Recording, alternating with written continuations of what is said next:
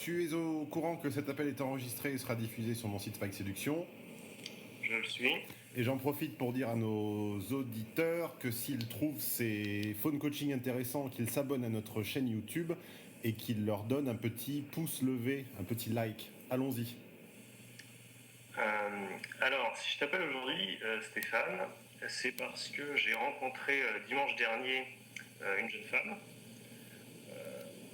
avec laquelle j'ai eu un long rendez-vous et je voudrais avoir tes réflexions sur ce rendez-vous. Le rendez-vous, je sous-entends qu'il a eu lieu le même jour que la rencontre. C'est ça. D'accord. C'est-à-dire un peu plus de détails. Alors, je l'ai vu dimanche, je l'avais rencontré via une application et on s'est vu dimanche en fin d'après-midi à partir de 18h30. Tu l'as rencontré donc sur Tinder. Un truc approchant. Bon, d'accord. Rappelle-moi, quel est ton faux prénom et quel est son faux prénom? Donc, je m'appelle Arthur et elle s'appelle Amy. Amy, d'accord. Donc Amy fréquente une application de rencontre, donc rendez-vous immédiat, donc manifestement test d'attraction physique réussi des deux côtés. Ok. Amy a 30 ans, moi j'en ai 40. D'accord. Et donc je la rencontre dans un café en plein air en fin de journée, puisque dimanche il faisait beau. Ok. À partir du moment où on se voit, très rapidement, le rendez-vous se passe très très bien. Il y a un fit très rapide et la conversation s'enchaîne très naturellement. Je peux voir en fait qu'elle m'envoie quelques signes. Par exemple, elle me regarde intensément dans les yeux, sourit, elle est synchro par rapport à moi dans la gestuelle. Et à un moment, lorsqu'elle s'exprime, nos mains s'effleurent. Ouais, effectivement, ça me semble pas être un signe d'énorme désintérêt. Si tu l'as repoussé complètement, vous ne vous seriez jamais effleuré. Alors, ensuite, quel est le problème? Alors, ensuite, elle me pose quelques questions sur mon travail. Elle me dit « Ah, moi aussi, je fais le même travail. » Donc, elle cherche des points communs, donc nouveau signe d'intérêt. Et de la même manière pour le sport. Et ensuite, à un moment, il y a une amie qui doit passer prendre les clés, donc elle s'absente 2 minutes, elle très rapidement. Toute cette partie-là se passe très très bien, vraiment magnifiquement bien. Alors, venons-en au problème, si tu veux bien. Alors, le problème, c'est Tu n'as pas dépensé un phone coaching pour me raconter un rendez-vous où tout va bien. À un moment, elle me parle de son ex. Ouais, ça c'est moins bien, ça déjà. Voilà. Elle m'explique qu'elle est venue en France, car elle n'est pas française. Là, par contre, je vais avoir besoin d'une indication par rapport à la zone géographique. Hein. Alors, elle est d'Amérique du Sud. D'accord. Et elle a fait ses études dans des grandes universités anglo-saxonnes. D'accord, donc c'est une petite bourgeoise. C'est ça. CSP+, voire plus. Ok. Ensuite, elle est venue en France pour suivre son ami de l'époque, avec qui la relation était assez sérieuse, puisqu'elle a quitté son emploi qu'elle avait à l'étranger pour le rejoindre ici en France. À quel âge? Elle a 30 ans. Non, mais à quel âge a-t-elle quitté son pays et à quel âge a-t-elle rencontré cette personne? Je ne connais pas quand est-ce qu'a débuté leur relation. Je sais qu'ils ont rompu il y a 1 an. Après une relation de combien de temps? Je ne sais pas. Ok. J'imagine quelques années, et je pense que c'était assez sérieux puisqu'ils étaient pacsés.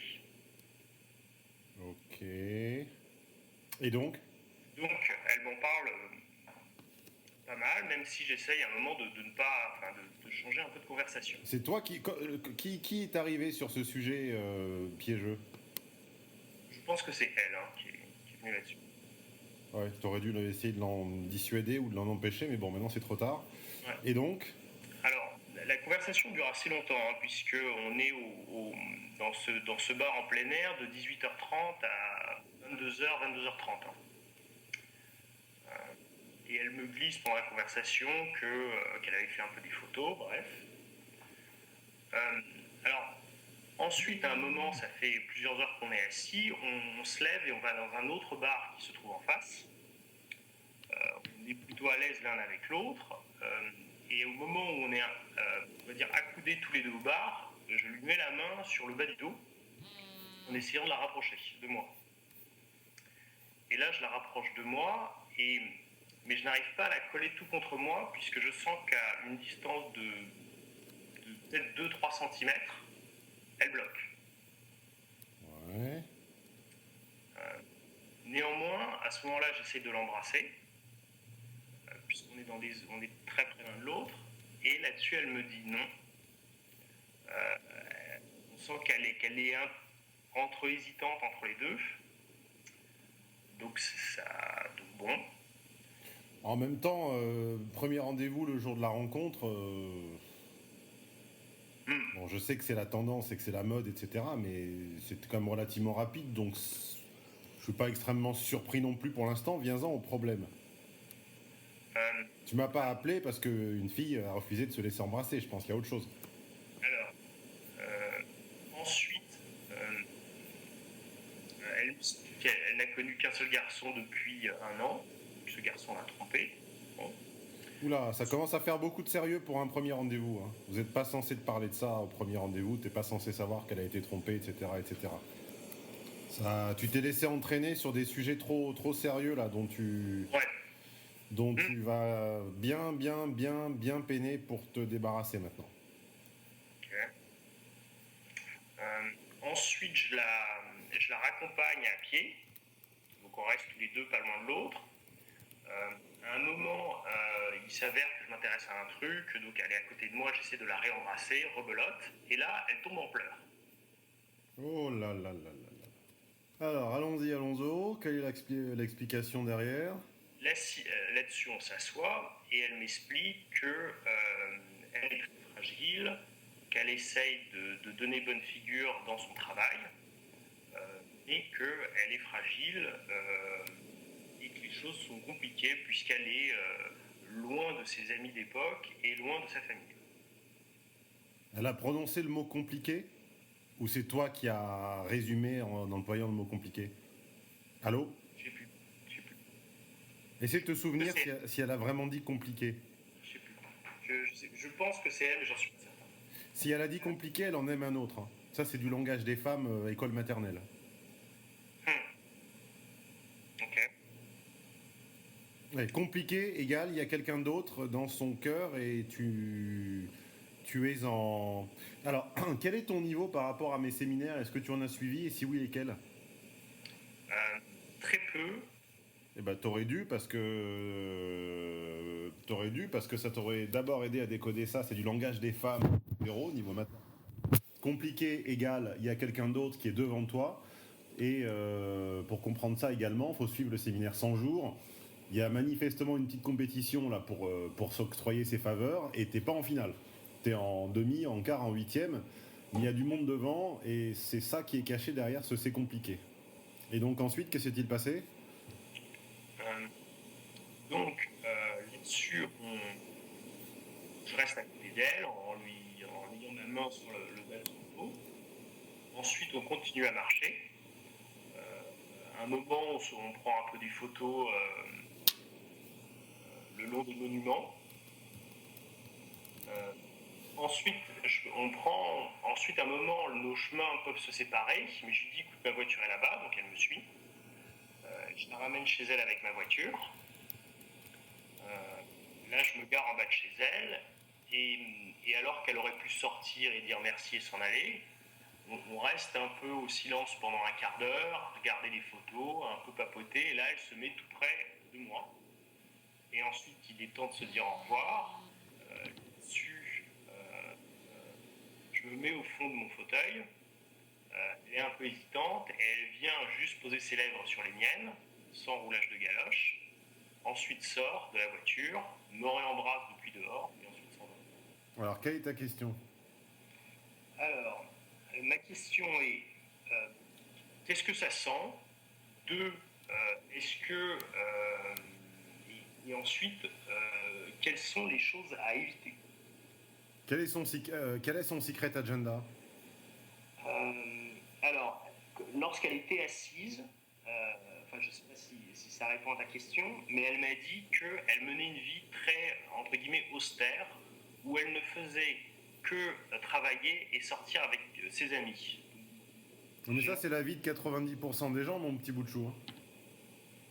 Euh, Travailler et sortir.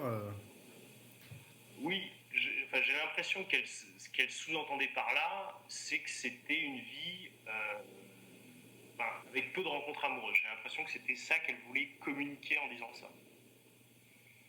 Attends, ne quitte pas une seconde, s'il te plaît. Oui, pardon. Donc, allons-y. Tu me parlais de son secret agenda. Oui. Quel est son plan de vie? Parce qu'à 30 ans, ne me fait pas comprendre que, ne me fait pas croire que c'est une branche morte qui se laisse flotter, pousser par les vents aléatoires. C'est pas possible. Elle a un plan de vie. Et ça, ça m'intéresse beaucoup plus que de savoir ses ex. Ouais, je ne suis pas sûr de l'avoir décodé. C'est quoi son projet? Qu'est-ce qu'elle veut faire dans les prochaines années?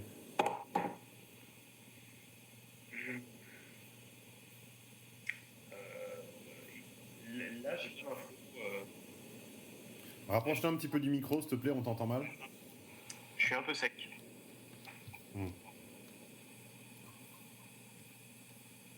Ça fait combien de temps qu'elle est sur cette espèce d'application là, de rencontre?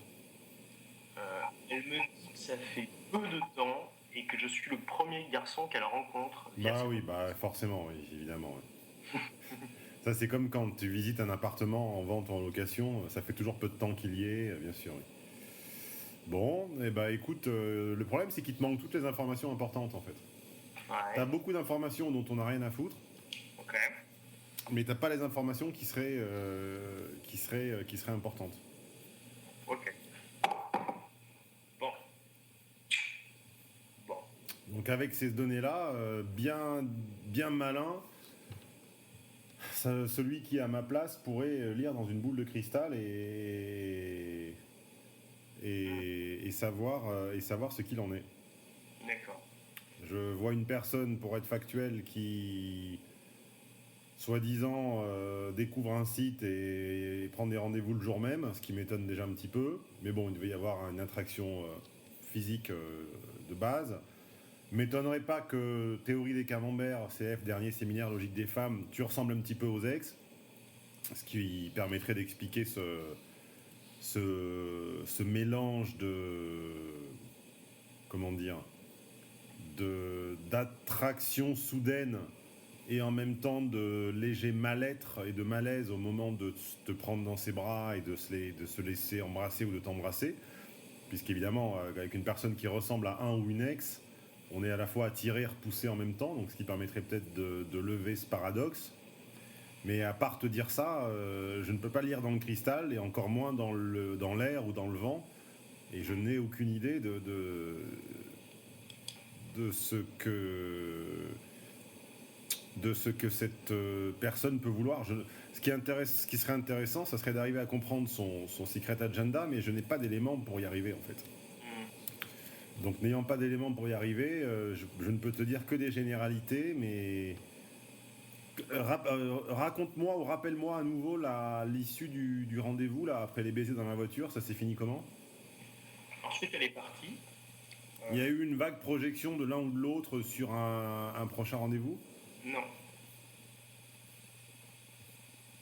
Ouais. Même pas de sa part, elle n'a pas mentionné à un seul instant rien du tout. Non. D'accord. Donc elle était dans tes bras et vice versa, et vous vous êtes lâché, elle est sortie, elle est partie et vous avez rien dit. Ouais, exactement. Enfin, elle était tout près de moi, ça veut dire elle était pas vraiment elle était pas dans mes bras puisqu'on s'embrassait pas. Elle était tout près. Et ensuite elle est partie et je sais plus bien si on s'est dit qu'on se voyait. Je ne sais pas tellement quoi répondre à ta question, parce que là on peut pas te reprocher d'avoir appelé trop tard, ça c'est sûr. On peut presque te reprocher d'avoir appelé trop tôt. Ouais. Tu me demandes ce que ça sent. Bah, je vais te dire que l'évidence, c'est qu'une personne qui se met à pleurer au premier rendez-vous ne pleure pas d'émotion pour toi. Il faudrait être vraiment très, très naïf et très F pour croire à cette absurdité. Elle ne pleure pas d'être dans tes bras, elle pleure de mal-être ou d'incompréhension, de malaise, d'émotions refoulées qui ressortent. Ces émotions refoulées n'ont évidemment rien à voir avec toi, mais je pense que c'est simplement le contexte, le cadre du rendez-vous qui doit lui évoquer des souvenirs relativement douloureux, et tu n'y es pas pour grand-chose. À la limite, j'ai l'impression que ce rendez-vous était presque un rendez-vous entre elle et une histoire avec un fantôme, et que tu étais le témoin de l'histoire entre elle et ce fantôme. Et quiconque peut en dire plus que ça à partir de ces éléments-là, je serais curieux de l'entendre, parce que dire de plus que cela? Il y a manifestement une histoire pas digérée avec un ex, et toi, t'as assisté au desiderata, t'as assisté au débat intérieur, au dialogue intérieur, comme on dit. Ok. Et voilà, et t'as reçu Il y a assez peu d'éléments. Moi, si je t'appelais, c'est que du fait que même si j'étais conscient qu'il y avait assez peu d'éléments, du fait que cette jeune femme me plaît beaucoup, je souhaitais voir s'il n'y avait pas des erreurs à ne pas commettre. Là, je vais essayer de la recontacter, forcément. C'était quand, ça? C'était dimanche. Et nous sommes? Jeudi. Aucune news depuis dimanche? Ouais. Ni de sa part, ni d'ailleurs de la mienne. Pas le moindre message de remerciement ou quoi que ce soit? Non. Votre activité, c'était quoi? C'était boire des cafés dans un café, c'est ça? Oui, c'est ça. On était dans un bar et on a bu 2 bouteilles de vin. Ouais. Ah, quand même. Ouais. Tu l'as invité? Ouais. Tu l'as invité? Ouais. Est-ce qu'elle t'a remercié? Non. Ouais, ça me semble pas très bon, ça. Est-ce qu'elle a fait semblant de vouloir participer à la note ou pas du tout? Pas du tout. Bah, on a un peu l'impression que c'est une fille qui a besoin et envie de se faire sortir, et que ça ne lui vient pas du tout à l'idée dans sa grande féminité et dans sa grande habitude d'être courtisée, de remercier celui qui l'a entre guillemets sorti et qui vient de lui offrir une bonne bouteille de vin. Donc tout ça ne sent pas très bon. Je serais pas surpris si tu n'avais aucune nouvelle en la recontactant. Mais manifestement, de deux choses l'une. Soit tu as des nouvelles en la recontactant, mais alors il faut que la règle du jeu change, et tu n'es pas simplement un fournisseur de sorties gratuites, mais tu dois, entre guillemets, changer un petit peu la règle du jeu, ne serait-ce qu'en termes de sujet de conversation. Tu dois pas la laisser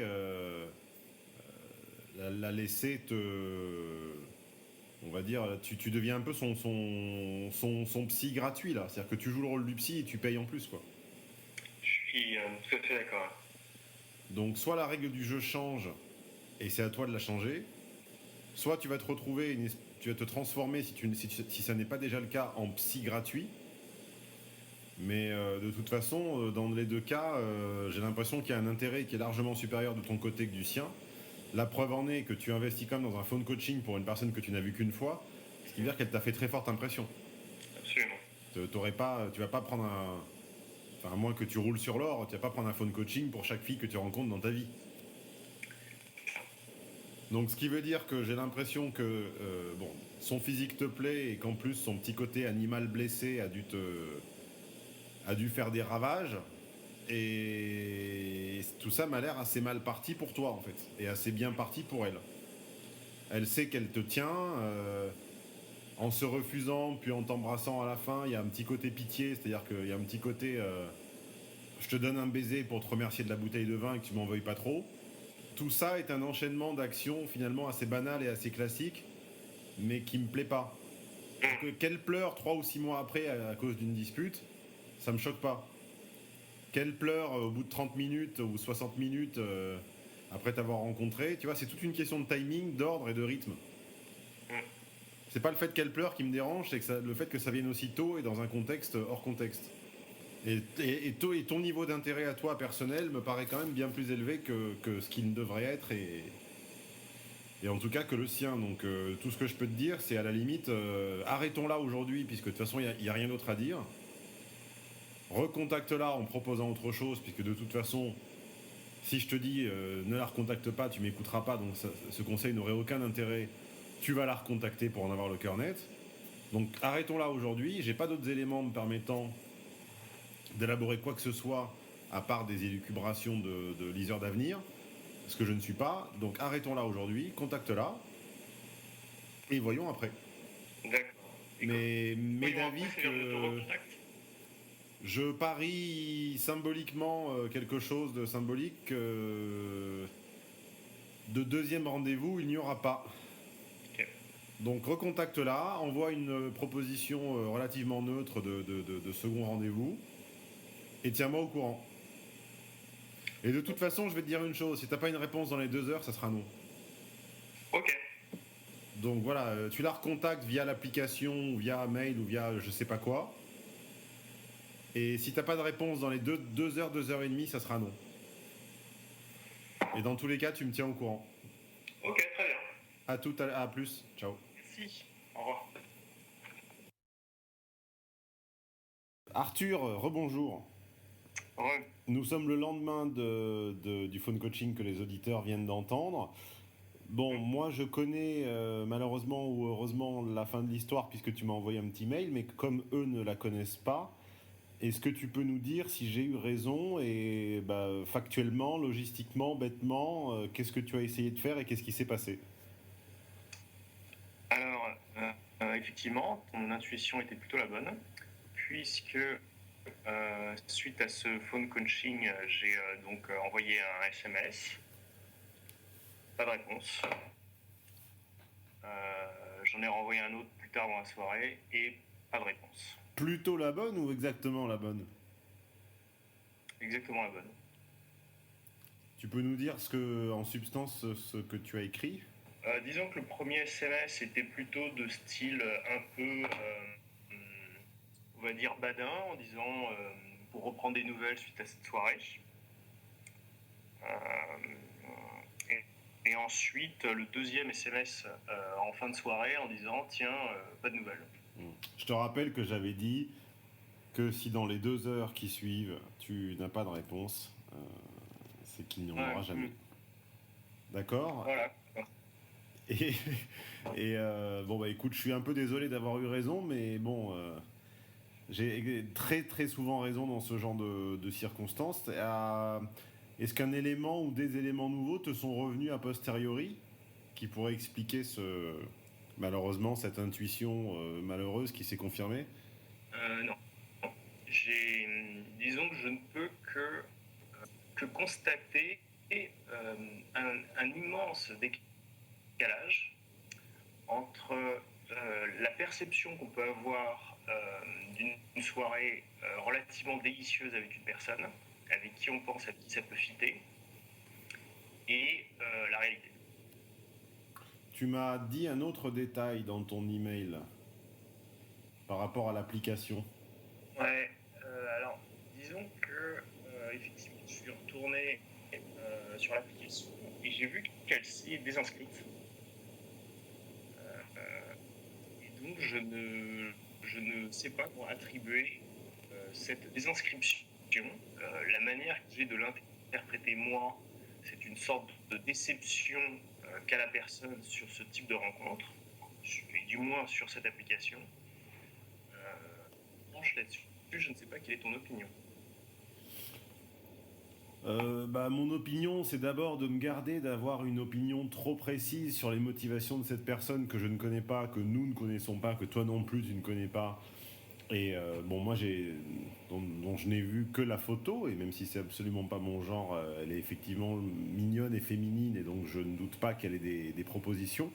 Et à mon avis, c'est simplement cet éternel dilemme et cet éternel paradoxe masculin qui est qu'en fait les hommes n'ont aucune conscience de solidarité masculine ou volonté d'action collective masculine et se savonnent la planche entre eux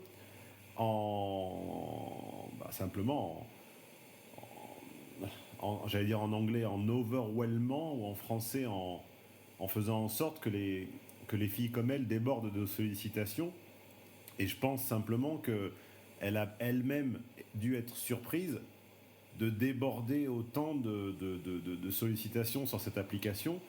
Et finalement, les hommes se savonnent la planche entre eux. C'est-à-dire que par leurs approches maladroites et par leur caractère excessivement disponible à tout accouplement à tout moment, finalement, ils donnent à une fille comme elle une sensation de vertige. Et elle a eu peut-être plusieurs rendez-vous. En tout cas, elle a pu en avoir si elle l'a voulu. et cette espèce d'extrême sensation de facilité et de non-challenge, et finalement d'avoir tout le monde disponible sous la main à tout moment, lui a presque donné le vertige ou une vague envie de vomir, quoi. C'est la seule hypothèse que je puisse émettre de cette personne, encore une fois, que je ne connais pas, et dont je n'ai vu qu'une brève photo et ce que tu m'en as dit. Ouais. Là-dessus, je suis très... Oui, on t'entend mal. Ouais, non, je disais que effectivement... Tu as l'air atteint. Oui. Tu as l'air atteint, tu as l'air mal en point. Disons... non, ça va. Ça va. Non, disons que c'est le grand décalage entre la perception et la réalité qui est assez décevant. Mais sûrement parce que je dois manquer de... Je dois pas... Il doit manquer un truc, quoi. Langage des... Ouais, bah, il te manque 3 trucs. Il te manque langage des femmes 1 et 2, logique des femmes et les 100 premiers jours. Voilà ce qui te manque. Et tu vois, ce mot que tu as spontanément évoqué de toi-même, et c'est pas moi qui te l'ai glissé entre les dents quand tu as dit décalage, et ben c'est cette succession... Enfin, tu as dit 2 mots, tu as dit décalage et déception. Eh bien, c'est cette succession de décalage et de déception successives qui crée l'aigreur et à terme la misogynie des hommes. C'est-à-dire qu'il n'y a pas d'enfant misogyne, ça n'existe pas. Aucun garçon de 6, 8 ou 10 ans n'est misogyne, ça n'existe pas. Par contre, c'est par mécompréhension, par mauvaise lecture et par mauvaise anticipation des comportements féminins et en enchaînant le type de désillusion que tu es en train de vivre là, qu'à la fin, les hommes peuvent construire une espèce de volonté de revanche qui s'apparente peu ou prou à une désillusion, une déception, voire à de la misogynie. C'est toute la clé, l'intérêt et l'enjeu de comprendre le langage, la logique des femmes, et notamment l'espèce de compétition dans laquelle un homme se trouve dans les 100 premiers jours entre lui et ses prétendants. Et c'est seulement à condition de ne pas s'attendre à plus qu'à cela qu'on évite cette espèce de déception qu'on sent et qu'on entend dans ta voix aujourd'hui. Et je prends à témoin les auditeurs et je leur dis, comparez le timbre de la voix de notre ami Arthur, on va dire avant la disparition de Amy, et comparé aujourd'hui au timbre d'Arthur à celui qu'il est aujourd'hui, et à défaut de vous reconnaître, vous sentirez quand même que notre Arthur, il est un peu atteint et qu'il n'a pas du tout l'espérance qu'il avait hier. Et ben ça, c'est la déception d'une mauvaise interprétation de signes d'intérêt, de langage, d'attitude, de vision du monde, de Secret Agenda. Ça aussi, ça serait pas mal, Secret Agenda. Donc si je devais te faire un programme, pour ne plus vivre ce type de désillusion, je dirais langage des femmes, Secret Agenda, 100 premiers jours, et éventuellement, mais il est beaucoup plus advanced, logique des femmes. Donc je répète, langage des femmes, Secret Agenda, 100 jours, et éventuellement, mais il est beaucoup plus advanced, logique des femmes. Et là, je ne dis pas que plus jamais une personne ne disparaîtra de ta vie, c'est impossible, mais en tout cas, tu éviteras cette espèce de mini-euphorie suivie d'une mini-dépression ponctuelle. Écoute, je ne veux pas te prendre plus longtemps. Si tu as une autre question, je t'écoute, et sinon, je vais te laisser bûcher et oublier cette personne. C'est ça.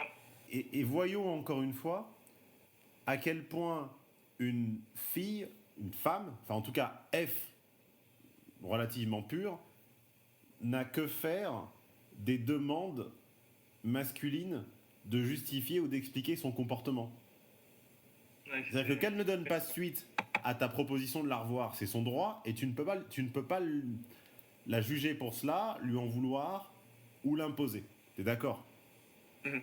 Mais avoue que ce qui est encore plus agaçant n'est pas que tu ne la revois pas. Ce qui est agaçant, c'est qu'elle refuse elle refuse de donner satisfaction à une demande qui pourtant est gratuite et ne lui coûterait rien, qui est un mot d'explication.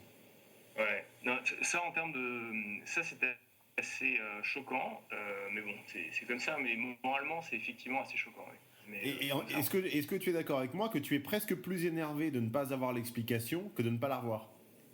Disons que il y a les deux. Ouais. Effectivement, il y a un léger énervement à savoir. Ouais. Et ce qui est incroyable, encore une fois, donc CF, séminaire logique des femmes, c'est que F peut, sans aucune contradiction interne, vivre en te laissant dans cette totale incompréhension. C'est-à-dire que la volonté de justifier cette attitude ou cette non-attitude par des raisons cohérentes eu égard à son attitude pendant le rendez-vous n'existe pas. Ouais, Ce sont des moments totalement distincts. Ce qui compte est le barycentre de ces sensations. En ce moment, ces sensations la portent à penser à quelqu'un d'autre que toi, ou à personne, ou à je ne sais quoi. Et donc, au nom de ma théorie du barycentre des sensations, ce qu'elle ressent en ce moment la dispense de tout besoin de cohérence par rapport à ce qu'elle a pu ressentir ou éprouver ou penser en ta présence. Autrement dit, votre rendez-vous de dimanche, lundi ou mardi, on s'en fout. Ça n'a aucune sorte d'importance. Voilà Arthur. Donc phone coaching en deux jours, 2 étapes. Et si tu ne veux plus que ça se reproduise, langage des femmes, secret agenda, 100 premiers jours et logique des femmes.